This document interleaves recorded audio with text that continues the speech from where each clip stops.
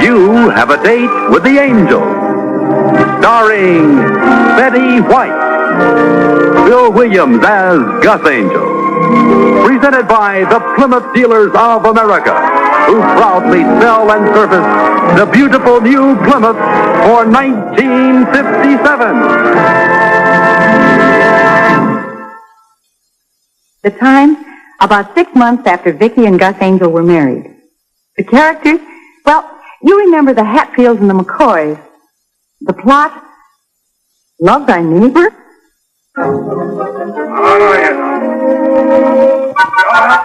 I'll melt you. I see you already have a You're still at it, huh? Hasn't stopped for 5 minutes. No, honey, don't get inquisitive. None of our business if two families want to fight. I'm not inquisitive. I'm just nosy. Listen to that Murphy when he gets mad. You can expect one problem family on the block, but why do we have to get stuck with two? Passing Murphy's heading this way. That's high. We can't. Just see the light. Shut up, Finley. I'm talking. Finley. Hi, Vicki. Can I borrow Gus for a little while? Sure, come on in. What's wrong? Murphy's throwing things. But you're up here. Oh, Murph doesn't throw things at me. We got a pact with each other.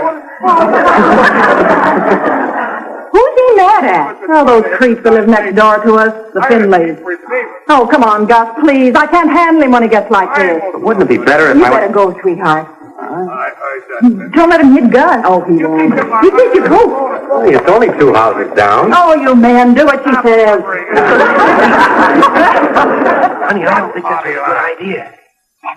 Oh, so you're the one that's on the line. Come on. He's wrecking my kitchen. It's a neck later. Don't you get mad. All right. Get legal about it. Go ahead. Come along and do, Billy. How many times do I have to... Mrs. Angel. You're silly. May I come in? Yes, come in.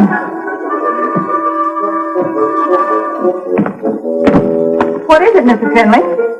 I came to ask a favor, Mrs. Angel. Why did you come in that way? To ask a favor. I know, but... Well, how can I help you, Mr. Finley? It's about Mr. Finley. I see. He's terribly upset. I've never seen my boy like this. Oh, your boy. The bald-headed one. He was angry once before when he was 37. At that time, I put it down to immaturity. Someone coughed on his backswing. Oh. Does your son play golf? My husband's playing tomorrow with his boss. What's that got to do with it? Well, I thought... What do you want me to do, Mr. Finley? Just come over and talk to him.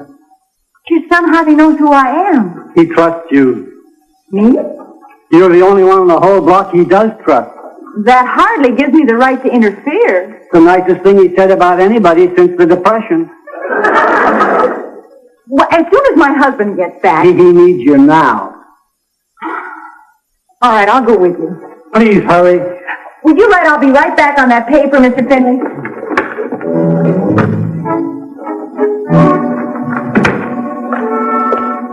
Is your son throwing things too? No, he's staring. You can just prop it up. Staring? At what? At the wall. That's the worst kind of staring, you know. This is the front door, Mr. Finley. Oh. He's just staring. What started all this in the first place? Just one of those things. You can never tell. All right, Finley. That is definitely my last word.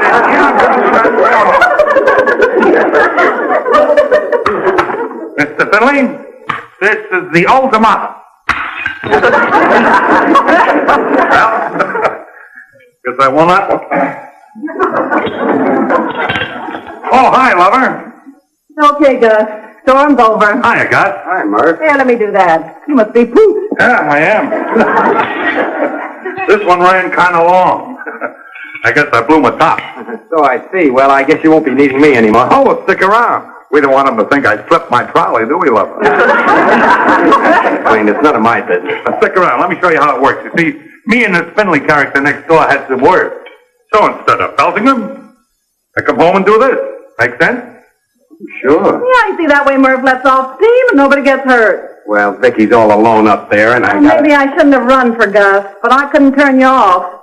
Usually he doesn't get past the cups and saucers. But, lover, you did it for me. No, stick around. Let me put on a pot of coffee, right? Well, I don't think the pot will stay on the stove. Isn't that beautiful? That was Finley, and I kicked his teeth in. Does look a little like it at that.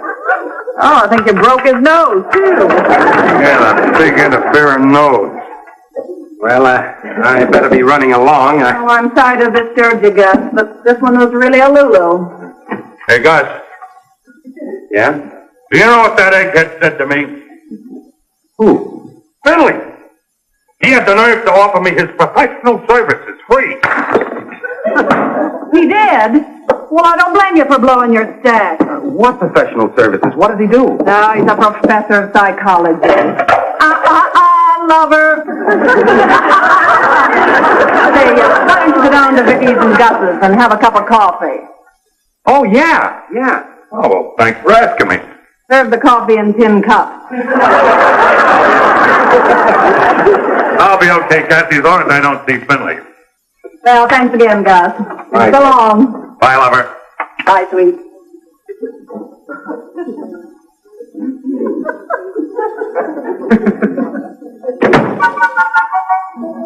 Oh, dear.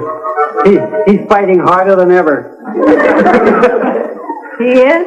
Who's he fighting with? Himself.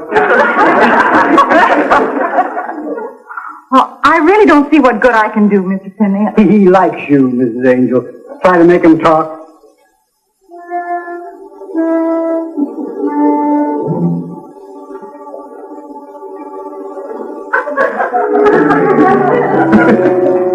Mr. Finley, Yes. I'm Miss Hill.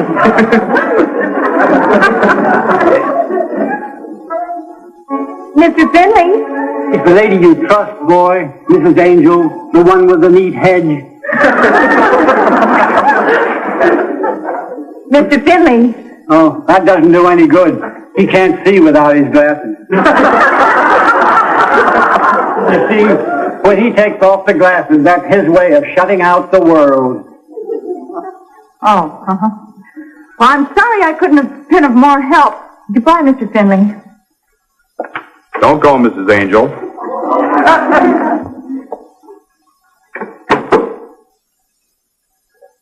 Are you all right now, Mr. Finley? Never felt better in my life. Father, if you can't follow the conversation, stay out of it. I will not have disrespect for my children. Go to your room. He was really very worried about you. I'm sorry, Father. It was very nice of you to concern yourself over our problem, Mrs. Angel, but I think I have it all worked out now.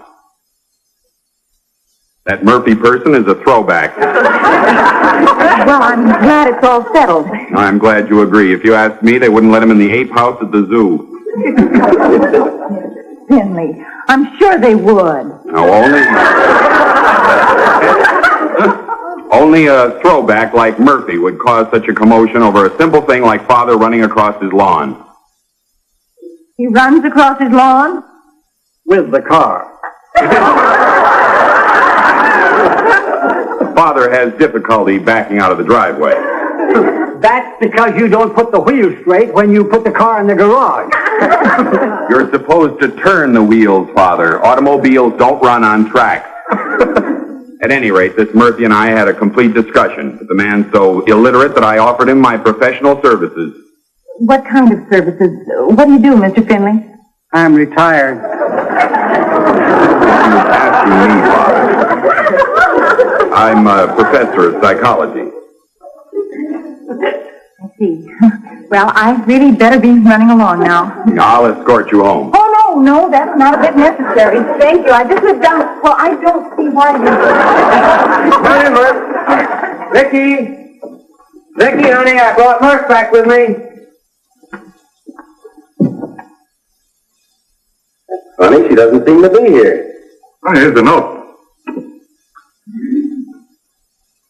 What do you make of this? I'll be right back on that paper, Mr. Finley. If it's got anything to do with the Finleys, it ain't supposed to make sense. You don't blame me for getting mad, do you, Angel? Oh, of course not, Murph. Well, I'm glad to see it my way. Every day, regular as clockwork, the old man is back across my lawn, and when I yell at him, he tells me to go to my room.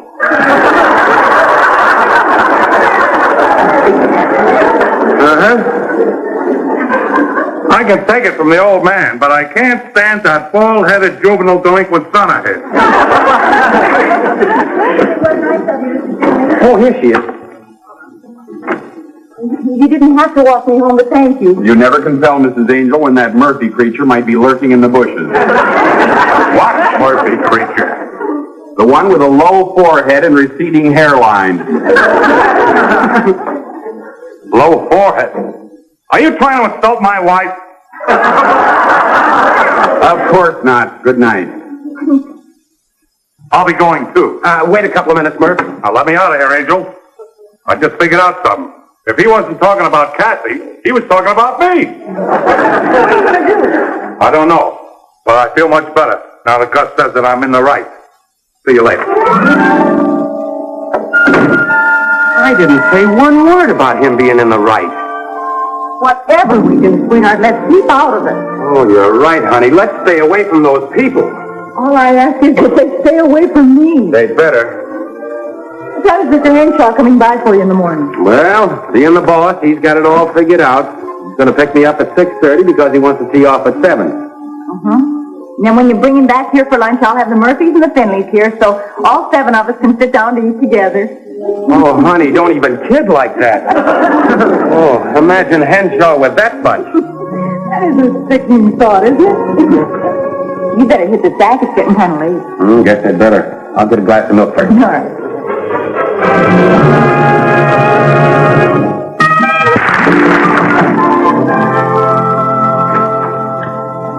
Kathy. Good morning, dear. What is it, Kathy? Well, I thought you'd like to see some of the work that Murph's been doing this morning. Oh, no. I hope you're proud of yourself, dear. Me? Nice to know which of your friends runs around calling your husband a throwback. Kathy, I did no such thing. Oh, come off it. Well, I didn't. Now, I suppose you weren't at the Finleys last night. Well, yes. Yes, and Finley couldn't wait to get to the phone to call to tell us what you said. Oh, Kathy, you've got to believe me. I didn't call Murph a throwback. Well, then what did you say? Oh, Mr. Finley said Murph wouldn't be allowed in the ape house at the zoo, and I said he would. That's different. Well, why did he say that you said them to me? Whatever Mr. Finley said was wrong. You mean it? You cross your heart and hope to spit? I cross the... Oh, Kathy. Well, all right, then. Take your word against his any day. Oh, I hope I didn't sound sore or anything. Oh, of course not. Here, don't forget this. Oh, yeah. Maybe Murph can kick it back into shape. Well, so long, Vic. Bye, Kathy.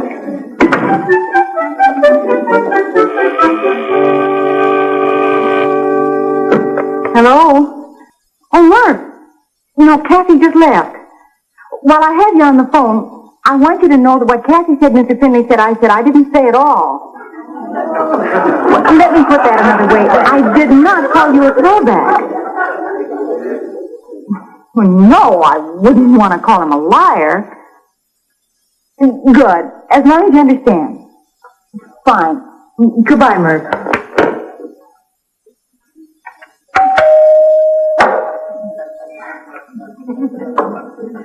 Mr. Finley. Would you please come down to our house, Mrs. Angel? My son is having problems. Mr. Finley, I just can't get involved again. My husband's bringing his boss here for lunch, and I don't even have the house cleaned up. Please hurry. The way things are going, he'll be taking off his glasses any minute. I just can't leave. All right, I'll have my boy come up here. No, I'll go with you, but I can't stay more than a minute. What is it this time? Now, Mrs. Murphy claims that you deny categorically having referred to Mr. Murphy as a throwback. Yes, I've already told you that 4 times. Mrs. Angel, I believe I can quote you verbatim. Oh, come off it. When I referred to that Murphy person as a throwback, you said, quote, "Well, I'm glad that's settled." Oh, so you're the one who said it. I never denied having said it. I simply stated that Mrs. Angel agreed with me. I didn't mean it the way it sounds. Boy, you forgot to say unquote. Father, if you can't follow the conversation, stay out of it. I have been following the conversation. That's how I know you didn't say unquote. Oh, let's turn off all the hot air. Vicky, didn't you just tell me that everything this boob said was wrong? I didn't say it that way, Mr. Finley. Now, whose side are you on, anyway? I'm not on anybody's side. I don't even know what it's all about. If you don't know what it's about, Mrs. Angel, then you shouldn't interfere. You'll have to excuse me. I have to get the house cleaned up. Don't bother. We have a lady that comes in twice a week. She means her house, Father. The muzzle on him. And in turn, may I suggest a cage for that anthropoid next door? Look, Buster, I'm trying to be a lady. You're not trying hard enough. And you didn't say unquote.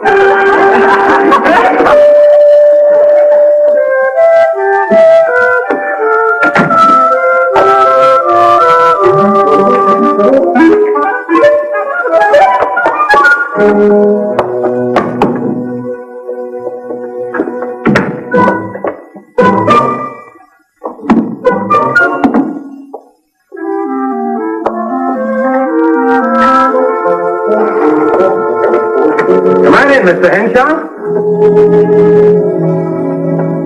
Why, Vicky's done laundry for this place. Oh, So you still got the elephant? we do? Oh, we do? We wouldn't be without him, sir. Yes, I picked him out myself. Well, look who's here, one of my favorite people. Hi. How's the bride?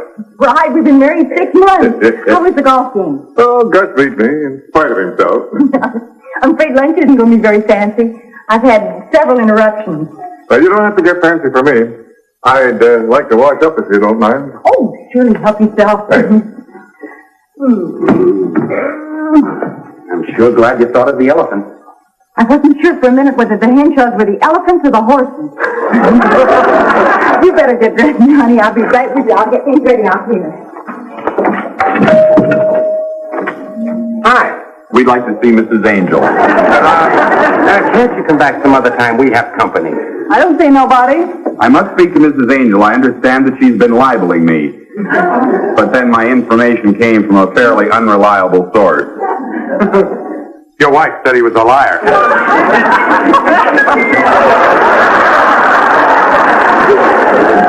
Vicky, will you please come here? I tried to tell him we have company. We have. I want to ask you all to do me a Mrs. favor. Angel, did you or did you not call me a liar?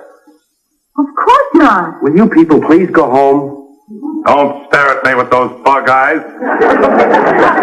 She called you a liar. She didn't want to, but she did.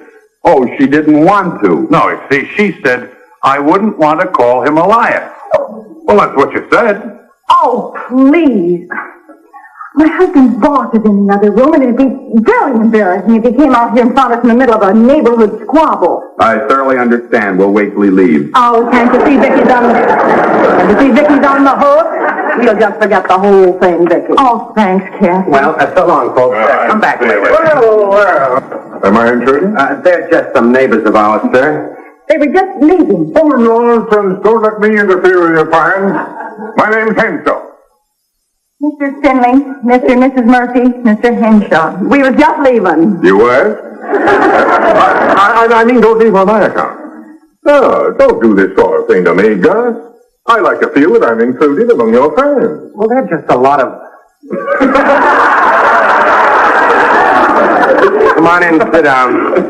Mr. Henshaw? Thank you.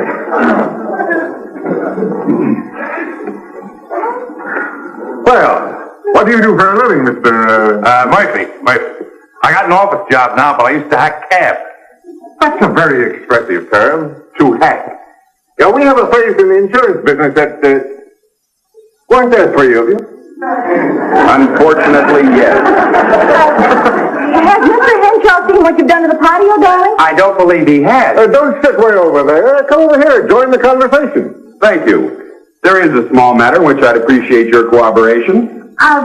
Just putting 20 new flagstones, Mr. Henshaw. Well, we've got to look at that. Now, this is just a hypothetical case, mind you. Oh? That patio was a real backbreaker, sir.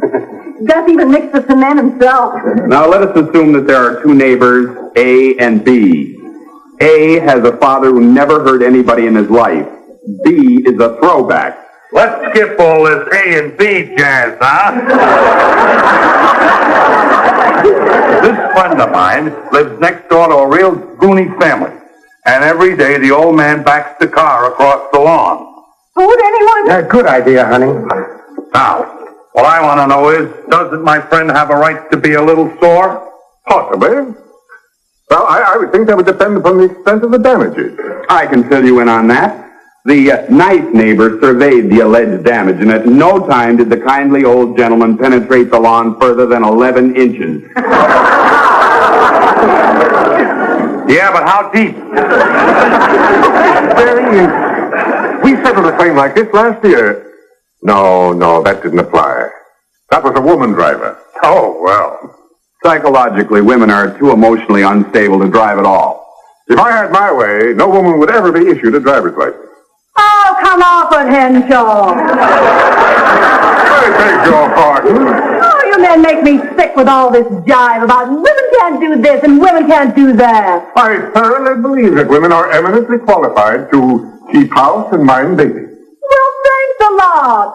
All you men do is play golf and chase secretaries. Are you really Mrs. Finley? Murphy's the name. Finley, Murphy, whatever the name. I still resent it. Right now, lover, don't get hot. Don't get hot. Here we are. All through history, women have proven to be social inferiors. Oh, dry up. Women are not reliable risks. They're not built right to do anything sensible. Oh, how stupid can you get? And during the war, women had to run streetcars and rivet airplanes and pack cabs and work in shipyards and drive trains and join the wax and the wave. They were built right for that. Vicky! Yes, and the men got back just in time to keep the country from falling apart. Oh, why don't you put on a muzzle? Yeah! You folks just like my wife. They're all the same. Men have one-third the brains of women, and you come back here. That's probably the police. Oh, you men make me... I have the statistics to prove it. Well, Mr. Finley! What is it, Father? Well, Father? The car is stuck out in the alley. Have you been driving around the block again? No. Then how did the car get stuck in the alley? I backed it through the garage. Well, let's get that taken care of, and then we can come back and finish where we left off. Oh, there's the car and back to this garage. How about the lawn? Mr. Henshaw, I really don't know how to apologize, sir. I'm so sorry for what I said. Sorry? Why, I haven't been in a Brannigan like this for 15 years. It's positively stimulating. It is. Next time, I'm going to bring my wife. She'll drive that Finley right out of his mind.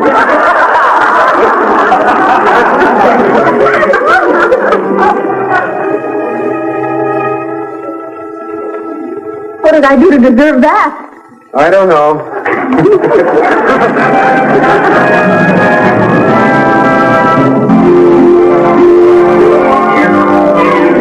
Got a date with an angel, gonna meet her at 7. Got a date with an angel, and I'm on my way to heaven.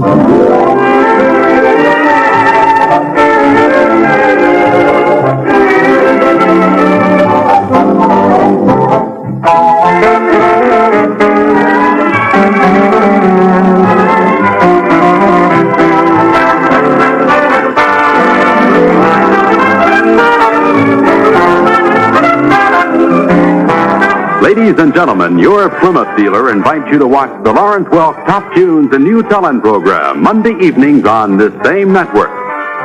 Also, be sure to watch the Chrysler Corporation program Climax every week on another network. Tom Kennedy speaking. Good night.